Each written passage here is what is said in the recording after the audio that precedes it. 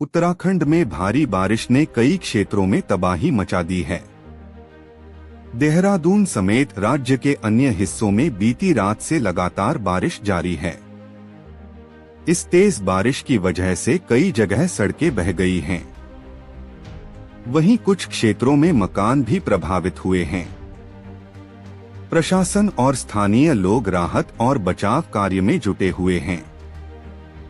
राज्य की स्थिति पर भाजपा की राज्य मंत्री मधु भट्ट ने कहा कि आपदाग्रस्त क्षेत्रों का मुख्यमंत्री खुद दौरा कर रहे हैं। वहीं पार्टी के नेता और स्थानीय प्रतिनिधि भी अपने क्षेत्रों का दौरा कर रहे हैं।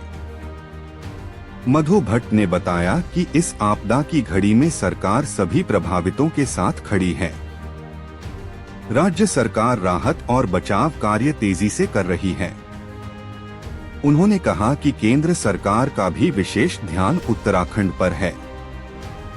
भारी बारिश से हुए नुकसान के मद्देनजर केंद्र सरकार हर संभव मदद प्रदान कर रही है।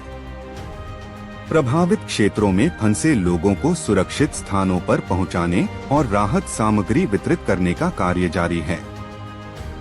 स्थानीय प्रशासन ने सभी लोगों से अपील की है कि वे नदी और नालों के किनारे जाने से बचें। तेज बहाव और मलबे के खतरों के कारण सुरक्षा को सर्वोच्च प्राथमिकता दी जा रही है। सड़क मार्गों की बहाली और मकानों की मरम्मत के लिए तत्काल कार्यवाही की जा रही है। आपदा प्रभावित क्षेत्रों में राहत शिविर बनाए गए हैं।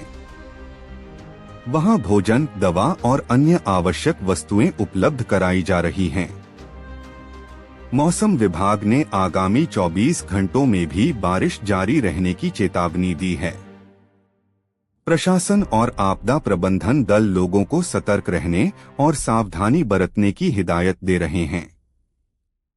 इस बार की बारिश ने एक बार फिर राज्य में आपदा प्रबंधन की तैयारी और स्थानीय प्रशासन की तत्परता पर ध्यान आकर्षित किया है। राज्य और केंद्र दोनों स्तरों पर राहत और बचाव कार्य लगातार चल रहे हैं।